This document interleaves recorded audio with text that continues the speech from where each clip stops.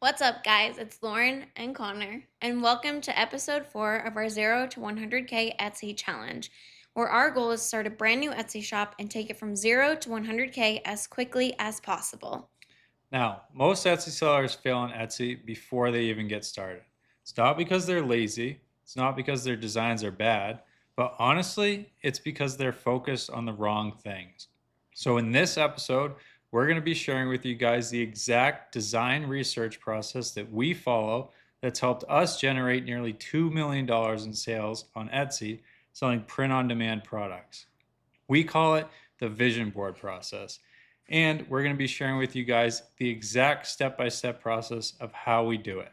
What's up, guys? If you guys are watching this, we know that you're giving us your time and your attention, your most valuable asset. And so we always like to start here. Why should you listen to us? Well, Lauren and I have done just shy of $2 million in lifetime sales on Etsy. Those two screenshots at the top there, those are screenshots of our stats from two of our Etsy shops.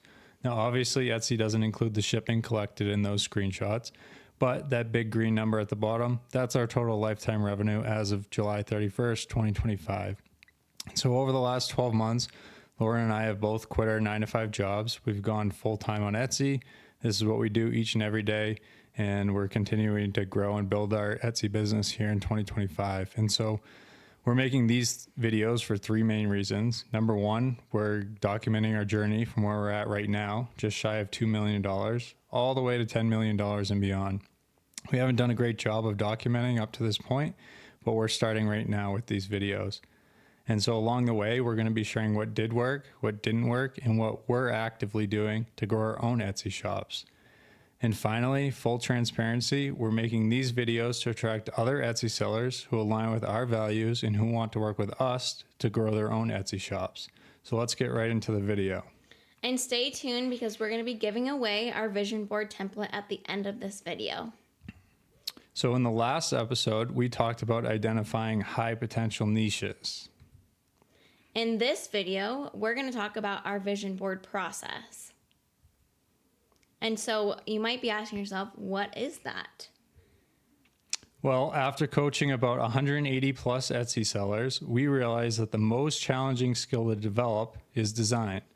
We aren't graphic designers ourselves, but we've developed the skill to design best-selling POD products over and over again.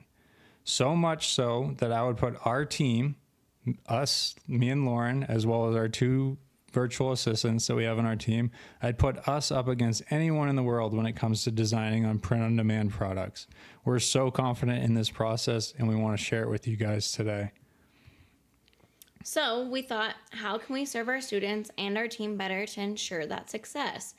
If our team of virtual assistants with no design background were going to create designs for us, how could we ensure the same level of success? And by the way, you guys, we have finally cracked this code, and so the vision board process was developed. We had been doing this all along, little did we know, but we never thought to actually formally teach it to others. And so we've broken this down into a 4-step process to share with you guys. And so in this video specifically, we're going to be covering steps 1 and 2 in detail. Steps 3 and 4, we're going to be covering in future challenge videos, so stay tuned for those. But as I mentioned, today's video is going to be on step 1, which is extracting those design attributes, as well as step 2, documenting those design attributes on a vision board and how powerful that asset and that resource can be for you and your business. So the process is the exact process that we use in our business today. This framework will help you win in each niche with your product category. So by following this process, you will lay the foundation to create designs with a lot of confidence. And so that means that there's going to be no more guessing, throwing spaghetti at the wall, or random designs you think look good. There will be no more relying on expensive trend reports, and you get the opportunity to own your research and own your business. And we wanted to share this verse with you. It's one of my favorite verses from Proverbs, and I thought it was really fitting for this training here. And so it goes, where there is no vision, the people perish. And so I think it just really highlights how important having a vision is. And I thought it was fitting because we're talking about vision boards here. So we're going to get into it now. What is a key design attribute? So that is the repeated components and elements of top selling designs, common design elements successfully used across many niches within a product category. And so now that we have a definition of what we call KDAs or key design attributes, we thought it'd be helpful to give you guys a few examples here. And so the left side of this table, these are examples of things that we consider key design attributes or KDAs. These would be things like line art, watercolor floral, retro wavy text, watercolor photos, faux glitter, subtle hearts, minimalist script. And as I say these things, depending on your experience level on Etsy or creating designs for print products, you may have certain things coming in your head as I say these things. And they may be similar to what I'm thinking when I say these things, or they may be slightly different, right? They're likely slightly different because you have a different experience level. You've seen or designed a different number of products than I have myself. And so things that aren't KDAs, though, we want to make this clear distinction. These would be things like sports, moms, pets, animals, teachers, dogs, grandmas. Those things, the things on the right side of this table, those are more the niches, right? Those are the markets within a product category, whereas the KDAs, the key design attributes, those make up the designs. Those are the elements and the components of a design that you would launch into the niches or the micro markets shown on the right. So now that we've kind of talked about what a KDA or a key design attribute is, let's talk about the naming. So what you name your KDA is not important.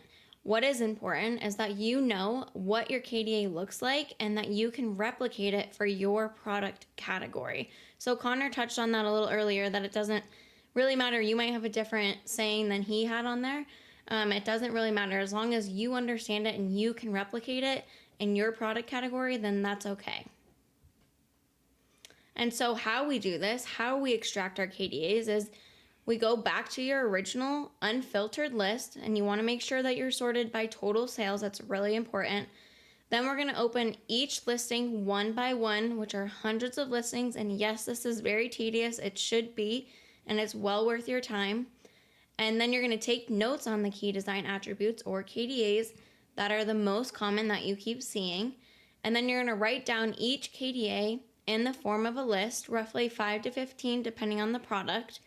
And then the biggest pro tip that we can give you for this right now is you may consider applying a listing age filter here to really highlight the most recent KDAs on the newest product. And something that's worked really well for us is we do about 12 to 18 months, and that's really helped us get our data. All right, so step 2 here is to document our key design attributes. And by the way, we're going to be jumping to a tutorial style part of this video in a few minutes here, where we give you guys step by step exactly how we do this and actually show you guys how we create a vision board. And so right now we're just giving you guys a high level overview so you can see the full picture of these 2 steps that we're going to be covering in this video. And so, like I said, this step is documenting those key design attributes. And so to do that, this is where the vision board comes into play. And so we're going to create a vision board to document those key design attributes. And to do that, we're going to start by clearly defining each KDA using words. And then we're going to go find the best and most representative examples of each of those KDAs. And a pro tip here is that you can even go a step further, right? You can spend the time to find the exact fonts, the exact design elements that you would need to recreate these KDAs.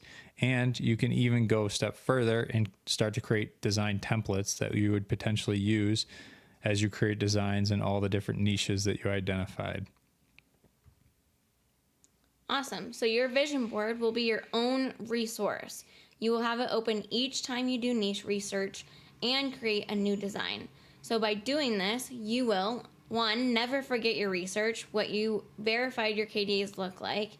2, easily identify gaps in each niche, which this part's really exciting, especially when you recognize that something might be so obvious it's missing. That's an opportunity for you to add some value there.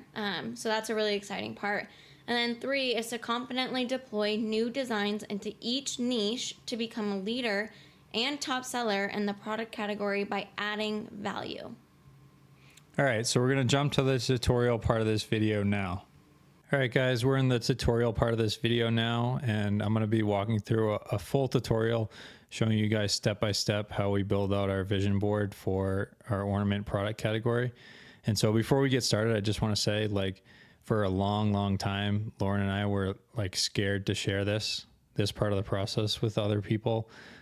We think it's one of the most valuable parts of our business that we've been doing for a long time.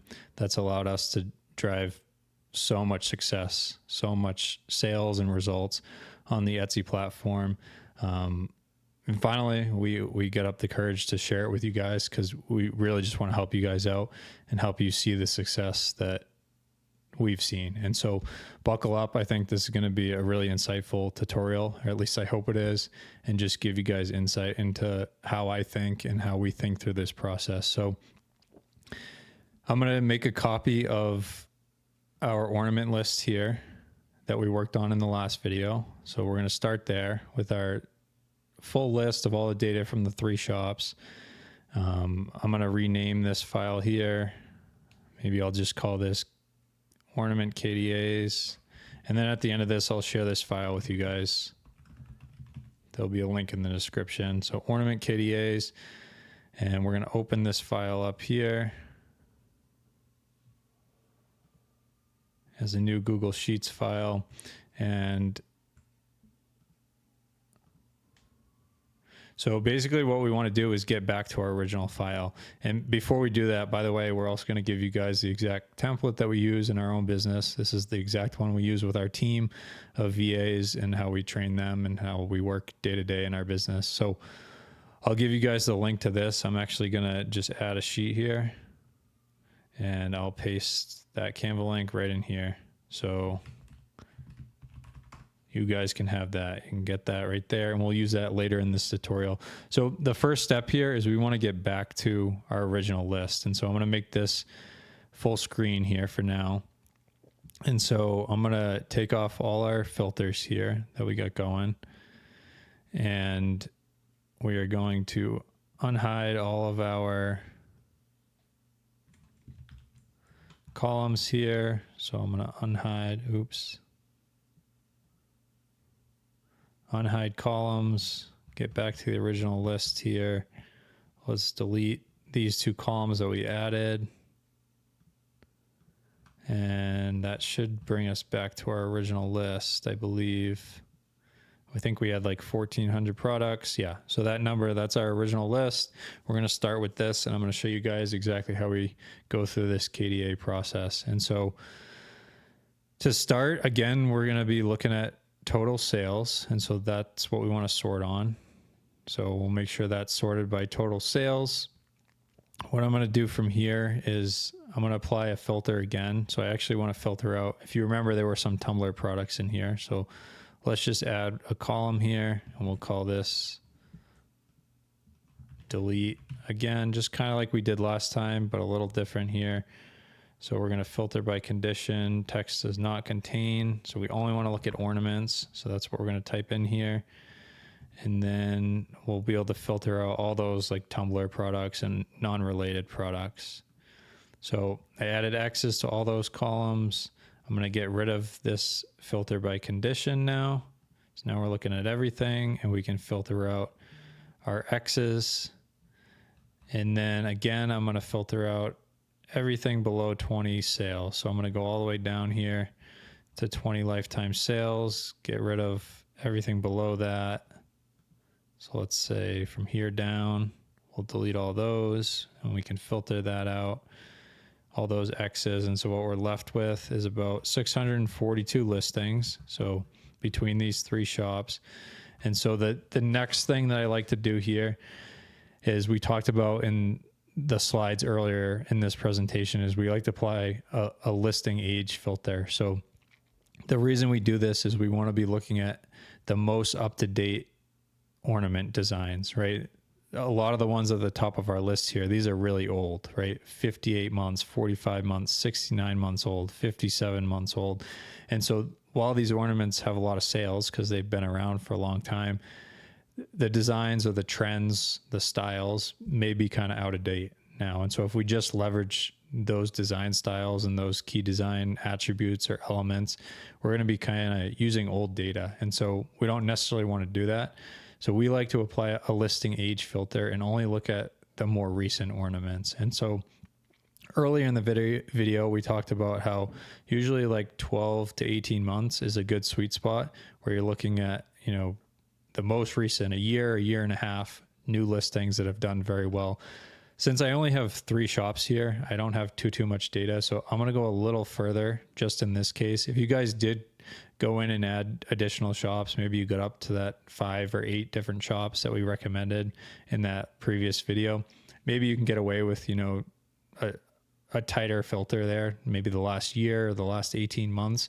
But for the sake of this video, because we only have 3 shops and not as much data as we normally do, I'm going to use the last 24 months. So to do that, essentially, I'm going to uncheck everything here. So I'm going to hit clear, and then I'm just going to check every month from 0 to 24 months. So 10, 11, 12, 20, 21, 22, 23, 24, 25, that would be too old. We have 3. I don't see a 4 months. I don't see a 5, but I see 8, 9, and that should cover everything. Just scroll through one more time here to make sure. No 4, no 5, no 6. So yeah, so we'll apply that filter there. And what we're left with here is about 218 listings. So a pretty good number here. I usually like to have between 200 and 300 when I filter this down. And so, like I said, depending on how many shops you have, how much data you have, you can play with that filter, that listing age filter to look at the most recent data, but still get a good number. And so the reason we're doing this is we want to look at those most recent ornaments that have performed the best over the shortest time period, right? And so a little different approach than how we approach finding our niches, those unique niches from that previous video, but this is how we approach pulling out those key design attributes. So now that we have this, I'm going to hide some of these columns just to make it a little cleaner to look at here. And so we can hide these ones right here. And then we'll keep our listing age and our total sales. We care about those. And then pretty much everything else for now we can get rid of. So I'm just going to hide them so it's a little easier to look at. Hide columns. All right, cool. And so again, we'll make sure we're sorted by total sales, which we are. So we're looking at the top performing ornament listings first and work our way down. And so from here, essentially what we're going to start to do is we're going to start to click through these listings just like we did before, but we're going to start initially by just making some mental notes, and I'll jot these down with you guys as we go. And then eventually we're going to turn this into a vision board. Okay, so we have our vision board template open, and I'm actually going to add a page here, and we're just going to start to take some notes here. And so we'll leave this text box just so we can start to take some notes as we go.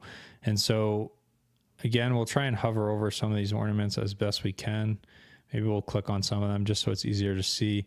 So what I'm seeing here, I see kind of this font up here, and then I have a script. I do see some tails or some glyphs here, and then that same font repeated there down below.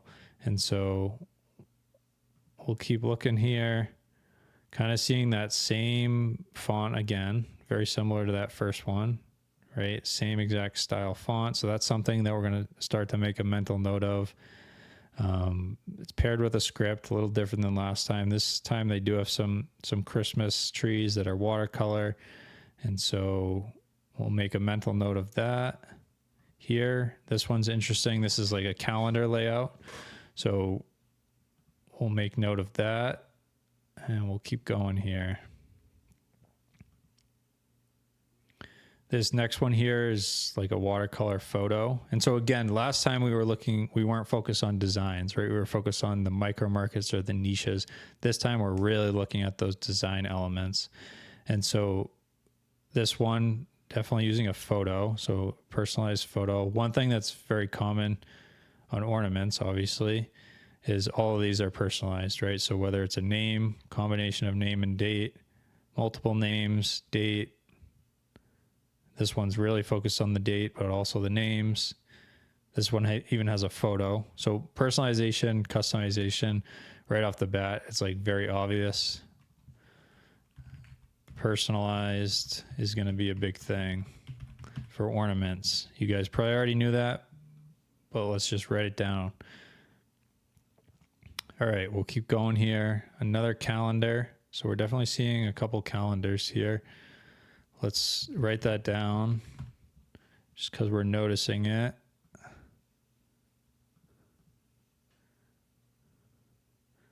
We've got another watercolor here, similar to that other one that we saw, right?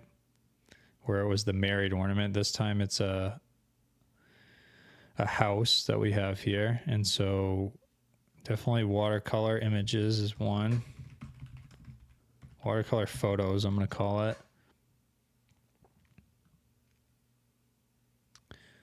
This one seems somewhat similar to the one we saw earlier. I think it was maybe this one, where we have those watercolor trees, and maybe a similar font up here. Kind of two different fonts here, which is a little weird. But then that script paired with for the name down below. So starting to see that come up a couple times. Here's another one where we see that same layout as we saw in that first one, right? So kind of seeing that serif font, right? So a serif font paired with script with glyphs, I'm going to call it.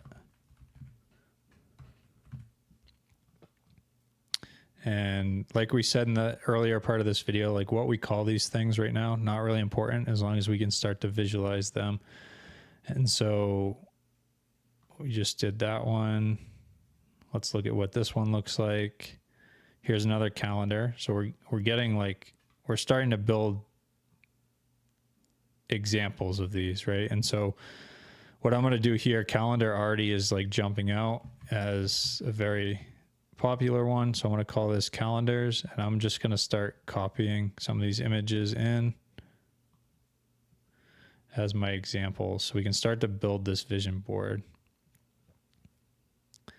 Here's one right here.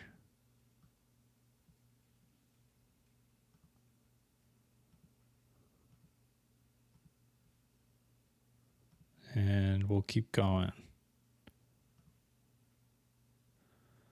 So this is a baby girl ornament, but they're using kind of this watercolor element. And so we saw that a couple times here with the trees, right? A couple times, and then another time kind of Christmas related elements, but in a watercolor style.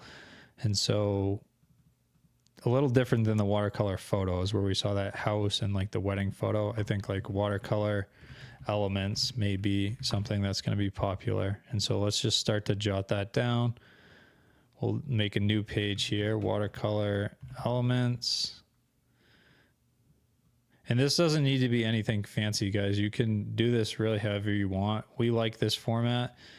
It works really well for us, and it makes it really clear for everyone on our team. It's quick to find, quick to look at. We always have this open as we're designing, and it becomes a really good resource like we talked about. And so let's add in that watercolor example. Here's another one.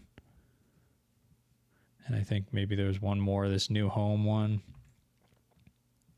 So we're starting to form some examples here, and there may be better ones as we go, and we can replace them if needed. It's another new home.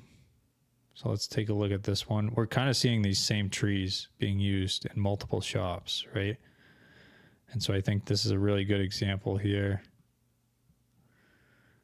where we're seeing those watercolor elements that are super relevant to Christmas. Here's an example of a watercolor photo again, right? So we saw those two other examples. So let's start to build that one as well. Watercolor photos. That's seeming like it's also going to be a popular key design attribute here. And so we're going to put this one in. Let's find that wedding one. And then I believe we saw, maybe I didn't open that one, but we'll go back up to it. It was this one here.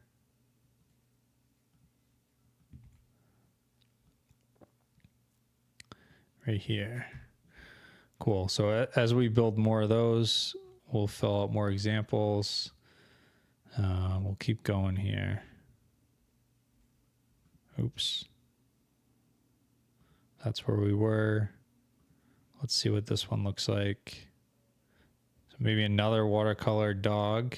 So a photo maybe that the customer submitted turned into a dog. So that's probably a good example here. And it has that, one thing I want to highlight here is it's incorporating a Christmas element in watercolor, right, to match the style. So kind of falls into both these categories, right? And so that's often what you'll see is there's some overlap between KDAs. And so here's another baby's Christmas.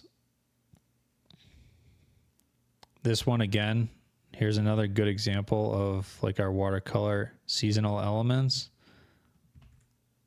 And also we're still looking at fonts, right? So we have that serif font that we've seen a few times now paired with a script, and this time it's in pink, more relevant for the girl market.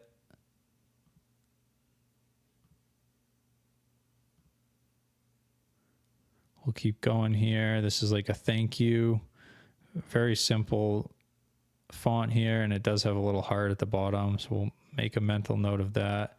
Here's another First Christmas Married with those kind of glyphs, right?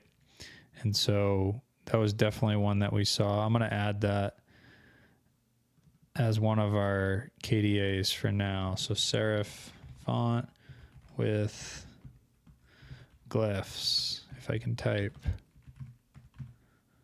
something like that. So I'm going to copy this example here, and we'll start to build out our vision board more.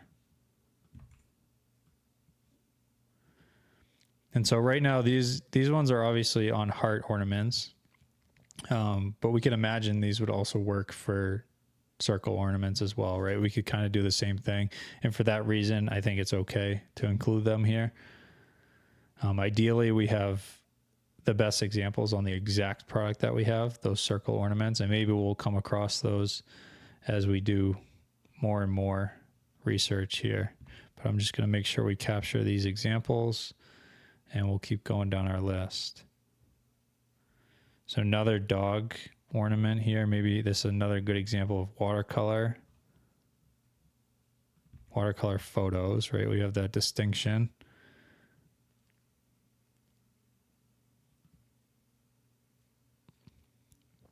Here's another kids ornament, pretty similar to the one we saw down here, maybe.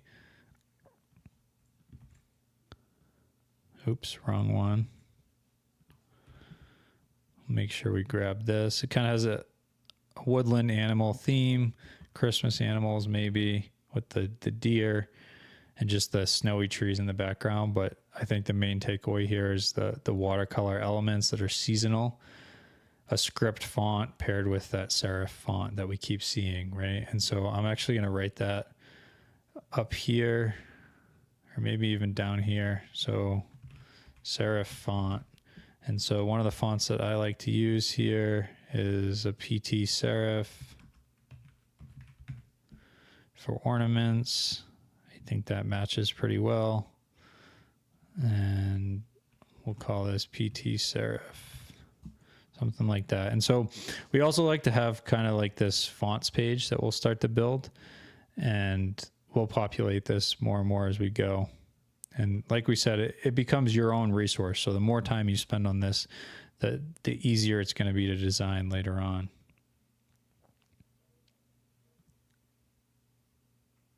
Here's another simple font type ornament. It does have that subtle heart again.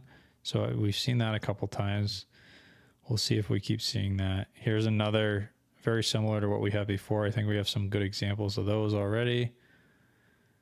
Here's one that's maybe newer, right? So we have maybe that same layout where it's like first Christmas at, but this time, instead of like a watercolor element, we have some line art. So we'll make note of that. Let's see what this one looks like. Another example of that watercolor. We've seen that a bunch of times now.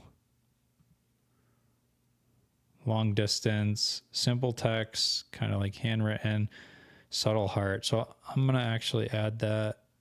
Oops. I'm going to add that to our list here. So subtle hearts. And we'll just add a page here.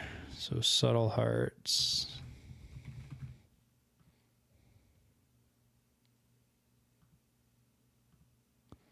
This specific one's for sister. I think we saw a couple other ones as well. Let's see. This one was a long distance.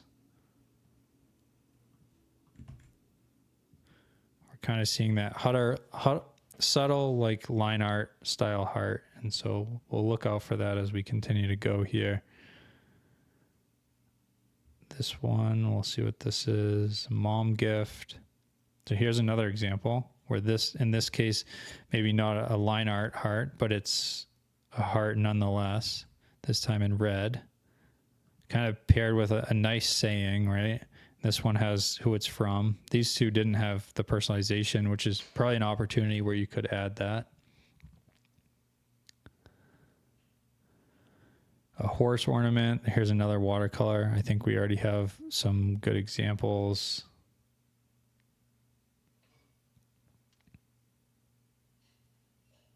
Maybe we'll just add that one.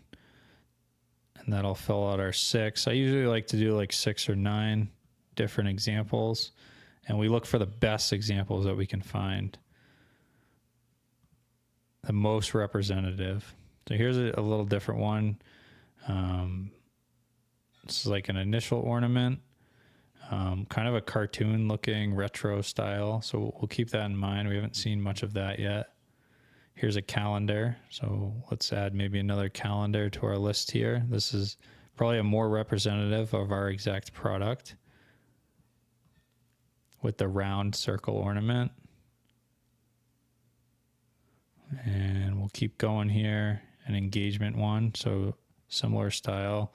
These definitely seem to be popular for like those very special days, those moments, engagements, weddings, but probably could be applied to a bunch of different events and different micro markets and niches, which is what we're really looking for here, right? We're looking for those key design attributes, those KDAs that span across all different micro markets and can be applied to all different niches throughout a product category. So this one kind of has a couple different things going on, right? It has our watercolor seasonal element. It also has this subtle heart between the names. And yeah, so we already have this filled out. Maybe we would add the watercolor element to that, but I'm going to add it to our subtle hearts here as a good example of that. We have another example of a red heart, kind of in a subtle way, maybe some watercolor mixed in with it. This one, first Christmas, watercolor elements, kind of that serif font again that we keep seeing. Let's see what this one looks like. So here's line art. We did see that earlier, so I'm going to add line art as one of our vision board pages here. So I'm just going to call it line art, and let's add it to our list up here. And we'll copy this image and get rid of these guys here. So let's see if we can go find that other one.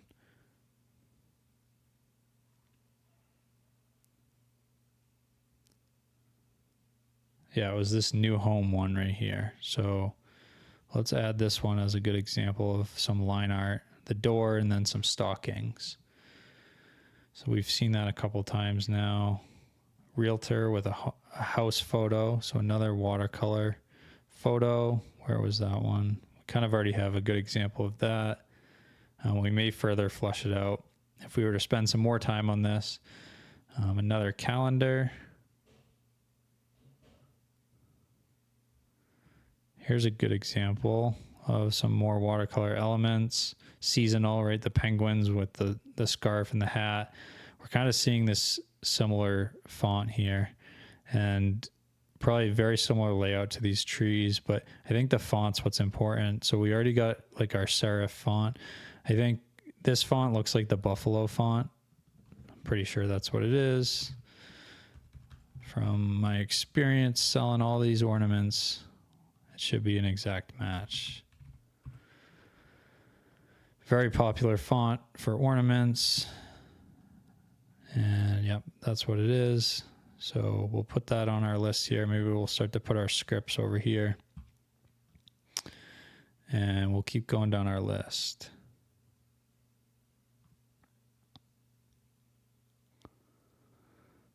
So another example, here's another heart. So this time it's like gold. They're mixing in gold watercolor. We have our seasonal element. We have our serif font here and a script.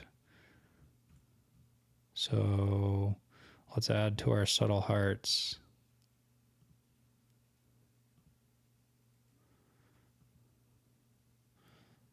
Oh, we just opened that one. Here's a baptism. So this one's a little unique. We haven't, I don't think, seen a baptism one, but we have a script here. I believe probably another serif font, or a little different. We do have this kind of scenery in the background, so we'll keep that in mind. Definitely a boy baptism there. Here we have a similar layout to what we've seen before. Maybe a more colored snowy background, but nonetheless watercolor snowman elements. Let's see what this baby ornament looks like. So this time this is the first time we've seen kind of like this marble background, which we'll make note of, but we do have our watercolor elements with some greenery, maybe those seasonal elements in the background. We'll make note of that. And I'm just going to add a column here so I can start to note some of these so I can get to them quicker for you guys. So that was this baby one. So we'll just put an X there for now. Grandma gift. Here's another subtle heart. And maybe some watercolor. So let's add it to our list now. Maybe not the best example, but we'll see if we find a better one later on. Difference maker. Here's a definition. So maybe that's like definition. And then what do we call this one? The baby one, just so I can make some notes to myself. Oh yeah, that was the marble. So maybe those will come up later. We'll see. Watercolor photo. Girl who loves pickles.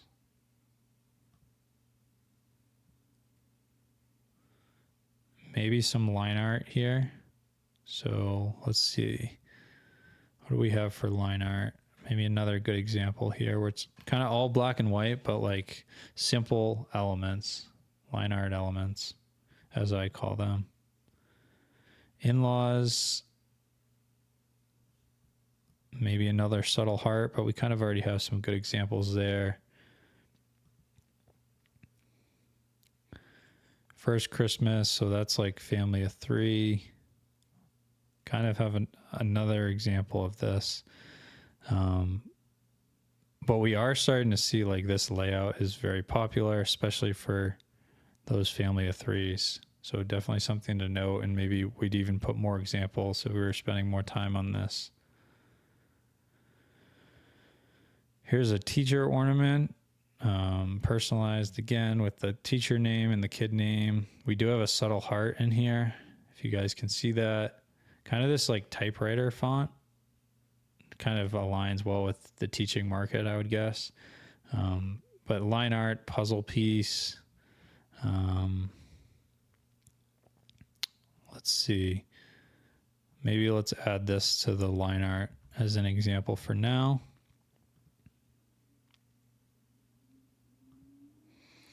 And we'll keep going down our list here. So baby boy, watercolor element. Oops.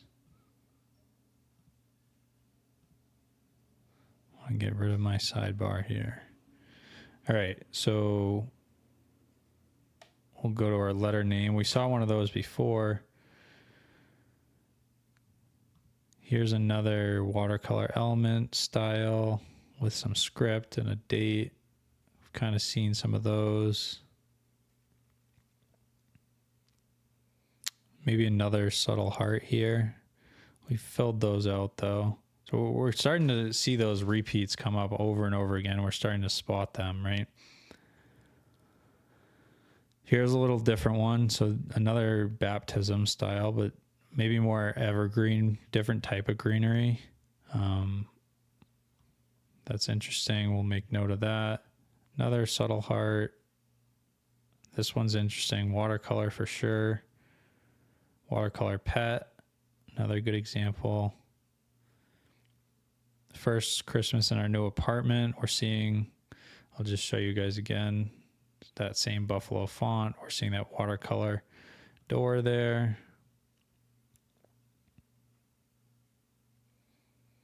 This one, again, maybe more evergreen, so they didn't go the seasonal route, but this is like floral. So we've actually seen that a couple times now. Let's add a new one to our list here. I think floral. So let's say watercolor floral.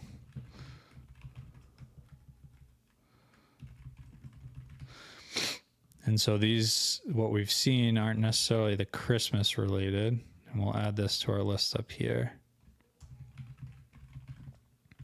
We saw like the seasonal watercolor elements, like the very Christmas style, but now we've seen a couple times this floral. We saw it with the baptism one. Where was it? Right up here. We saw this greenery, and this one mixed with some gold, which I think pairs very well together. The way that they did it. Oops, wrong one. We got a couple examples of that watercolor floral there.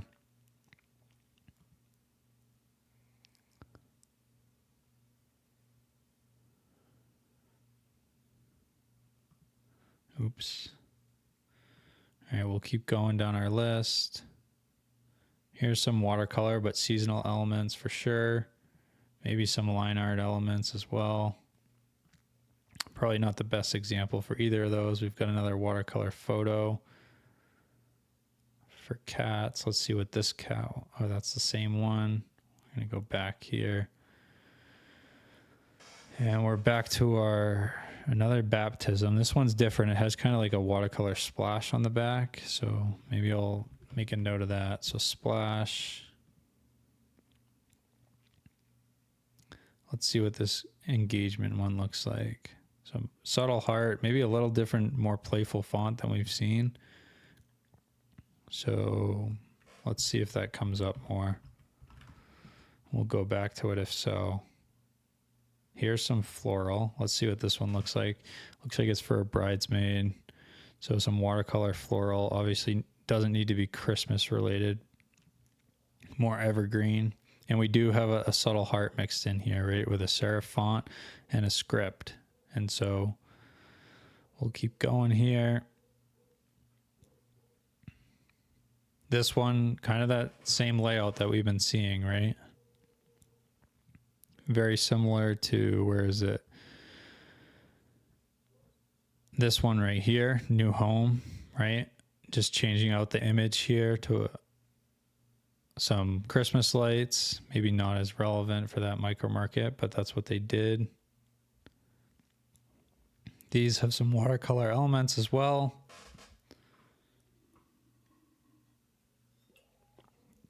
I'm losing my voice. This is a longer tutorial, guys, but I hope it's valuable for you guys. I hope you guys are staying on here because we're really sharing a lot, and I think it's super, super valuable.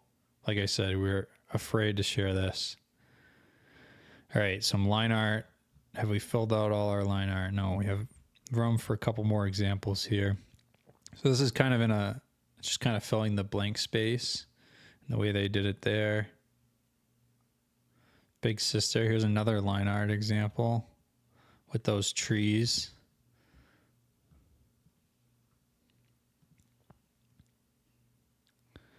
Let's see, Nurse. We've seen those antlers a few times. Another watercolor, oops. Family names, watercolor elements. Some trees again, that similar layout. We've seen this typewriter script font a couple times now. So let's add this. Actually, I'm not going to add it as a KDA. I'm going to add it as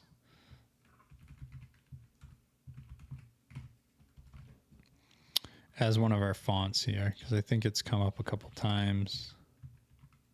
So let's look for a typewriter font. I think usually like this one right here, this Courier Prime. That looks pretty good.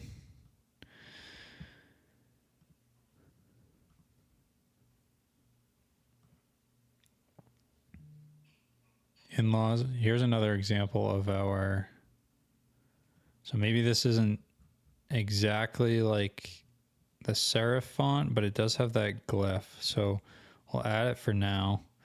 Slightly different, but definitely has that same style with the script and the glyphs. Another initial one. Here's another marble background. So we've seen that a couple times. I'm going to add that to our list here.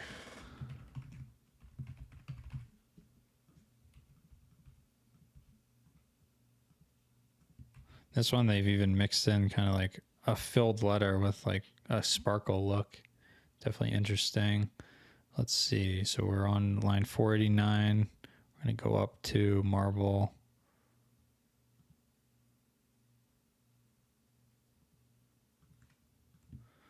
So just a subtle detail, but sometimes can be the make or break on a design, adding that little back texture effect there.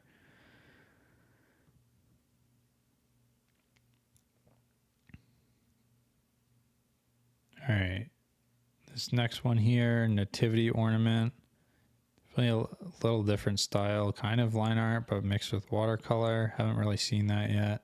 Here's more line art. I think we already have some good examples. It also had that subtle heart. Here maybe is some marble again.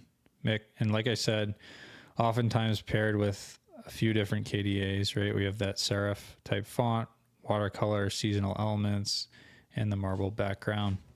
We already have those other ones kind of filled out with good examples, but here's a good example from marble. Here's a watercolor kind of like wreath around the edge. And so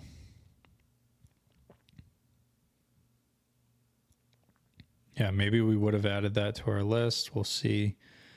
I'm only doing 6 here for this example. Nativity, this is kind of full coverage, but watercolor. Newborn stats, we have some watercolor elements. Subtle heart with some text there. Personalized with a photo. Let's see.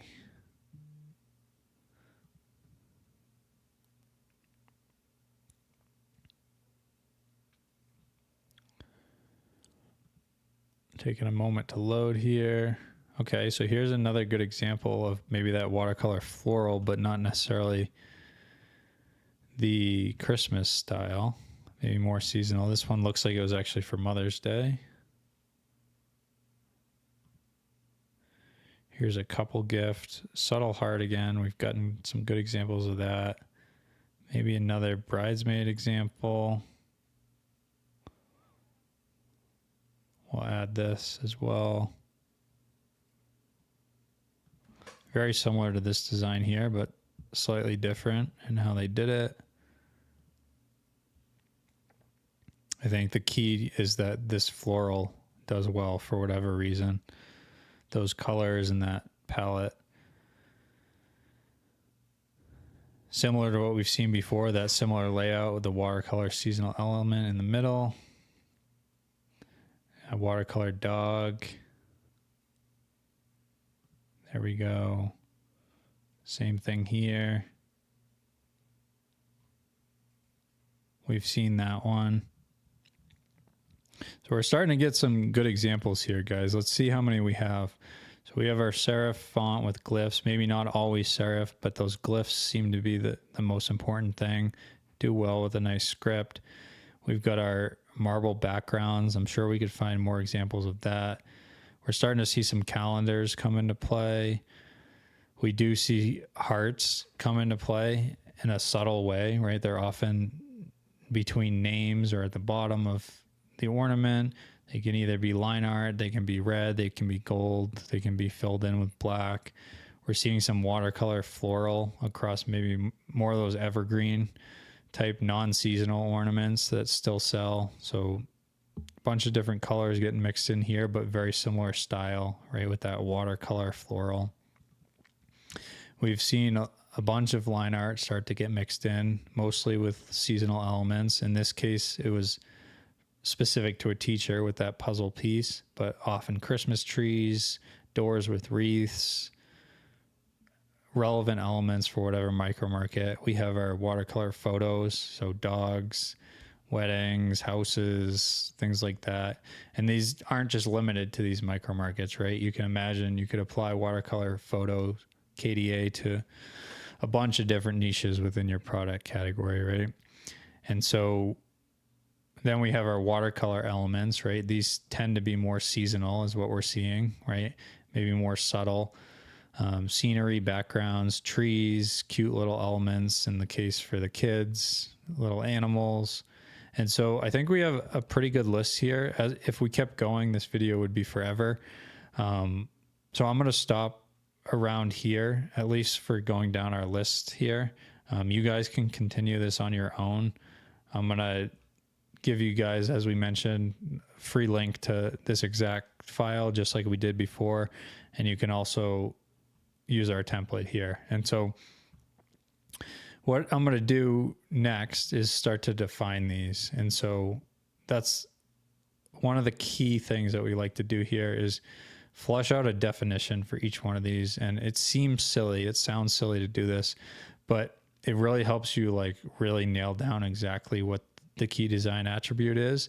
And the way I like to think of it is if you had to give this file to someone else who didn't spend the time doing the research with you, like what information would you need to include to make it so detailed so that they knew exactly everything about the design elements that make best-selling ornaments? And so that's the level you want to get to. If you can get to that point, it's going to make your life a whole lot easier when you guys start to design. And so I'm going to say this one, I'm going to actually change the name. So I'm going to say like script with glyphs, because we saw it's not necessarily limited to paired with a serif font. So I'm going to say a nice flowy script font with glyph tails often running off the sides of the ornament, often paired with a serif font, but not always. And then this one, pretty straightforward. So I'm going to say like subtle marble background on ornament to add texture. Mix of light and dark grays, gray colors. That's how I'm going to define it for now. Calendars, this one's pretty straightforward as well. So like calendar format to highlight a milestone date often, I'm going to say the date is often highlighted with a heart in the form of line art,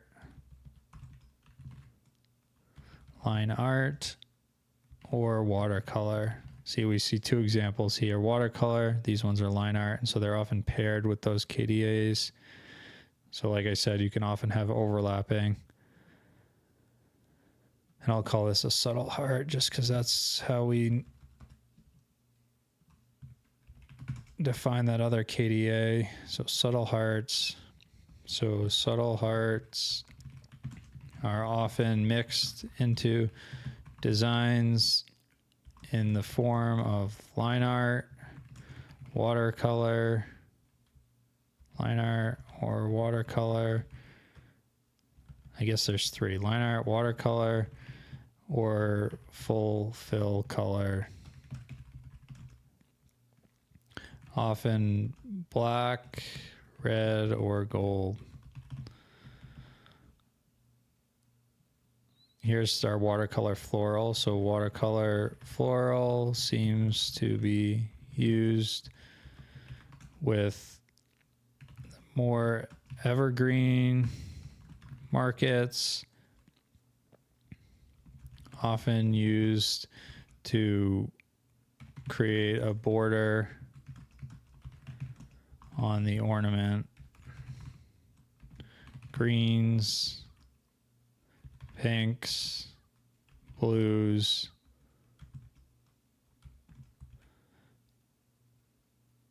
often mixed with gold. And so we only saw one example of that, but I think if we looked further, we're going to start seeing more and more of that, where we see this gold come into play in these floral categories. And so then line art we have here. So line art is often used to complement ornament designs in a subtle way with seasonal elements, but doesn't always need to be seasonal, right? We saw with that teacher example. Watercolor photos. So watercolor often combined with custom photos to create a personalized ornament. Often has like blurred edges, I guess. Like these two have blurred edges and may be mixed with seasonal watercolor elements.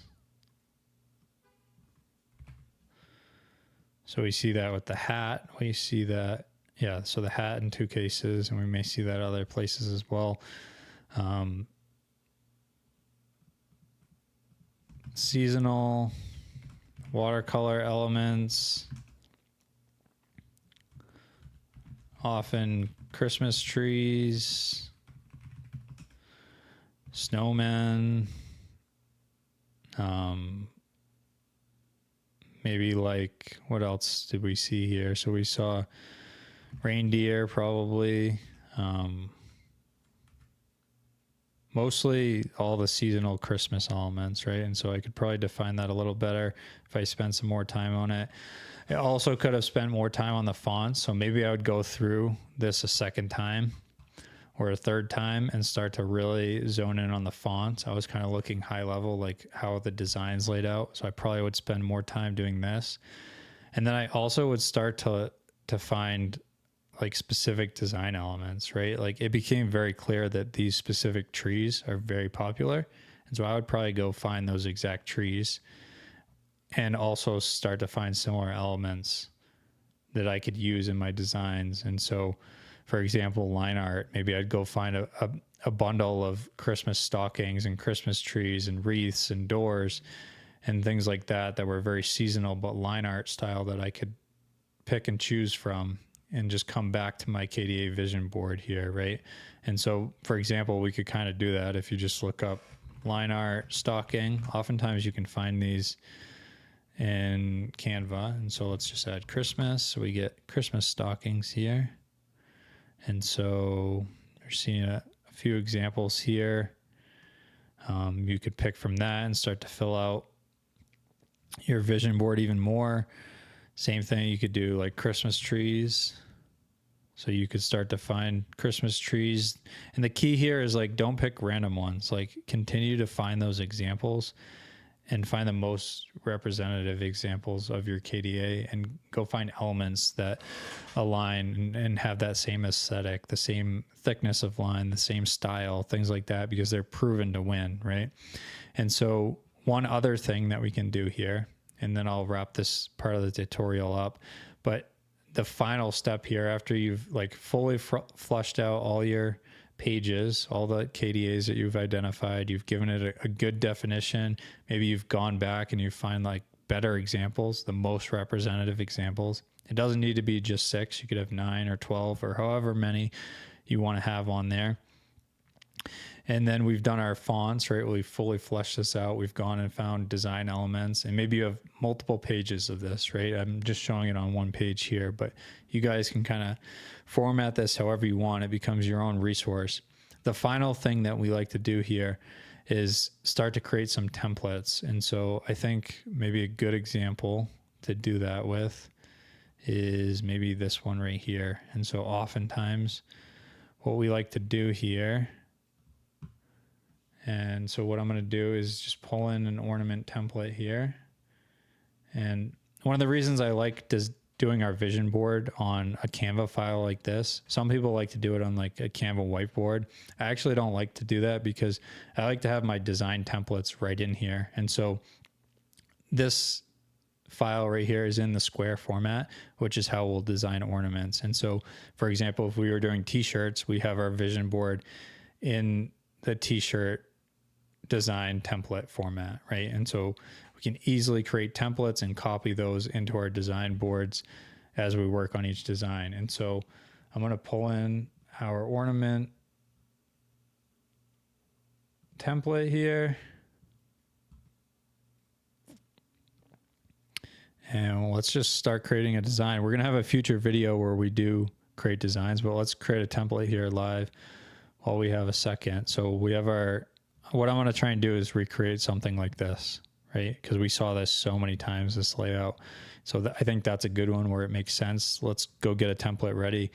And we're not necessarily going to do this exact same design for a family of 3, but we may use this template in other micro markets where there's a gap in that market and there's opportunity, and this layout is very proven. So let's use our PT Serif font here, and we'll center this. And so what do? Our first Christmas. I think that's on the first line. And then they do as a. So they actually make this like this. So first Christmas, more like that. And then they do a second line as a. The reason we do this is we want to be able to replicate the KDAs, right? I think a lot of people miss this where they think they know the product category well, and then they'll go try and recreate this, and it'll have significant differences, and they may not see those differences because they didn't spend enough time looking at them. But by going through this exercise, like, let's try and create the exact copy of this so that we can create our template. And we can do that so confidently when we go create our own designs. We're not, like I said, not going to copy this exact design and post one for family of 3, but we may use it in a different micro market and be very confident to use this layout, this template. And so the next thing here, we have 2024, something like that. We'll put 2025 because that's this year.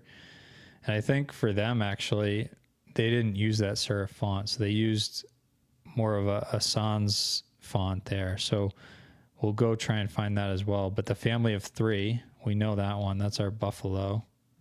So let's add that family of 3.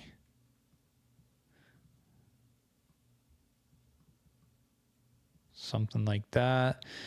And then let's just add like Canvas Sans for now. I think that'll be a close enough match.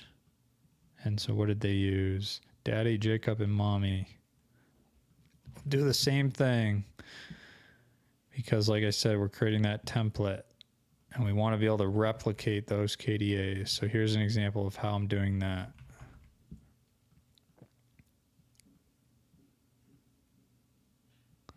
So something like this, and these come down here. Maybe these are a little too big compared to the example we have. Space these out a little more. And then this leaves us that blank space where we could fill this in with really any watercolor elements, right? And so let's make this our Canvas Sans.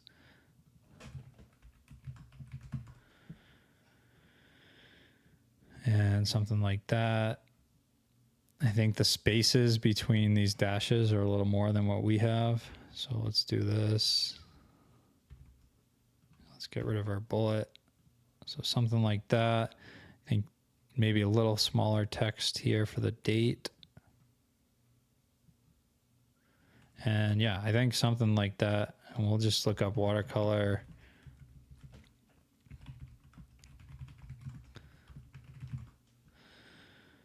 So these ones maybe aren't the exact same that they used. In this case, maybe we'd spend more time looking for these, but for the sake of this example, I'm just gonna use a couple that I find here.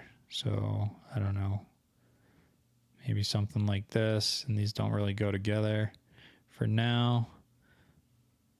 But I think for the sake of this video, this works. And for the sake of this template, this works.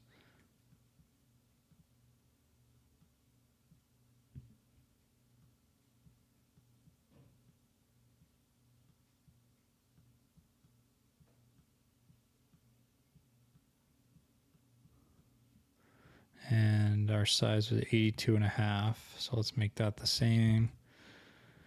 So something like that, I think looks pretty good. And again, we probably would have found better examples. Those we'd probably look for those exact trees. Again, not to use in this same micro market, but we know these trees have been very popular. So I'd probably look for those. I'll just recenter this and maybe make it a little bigger overall. Something like that. Again, this isn't a design video. We'll get to that in the next couple of videos here. One thing I really want to focus on is how wide does that family go out? So the names spread wider than the family of 3. So it's more like kind of like this.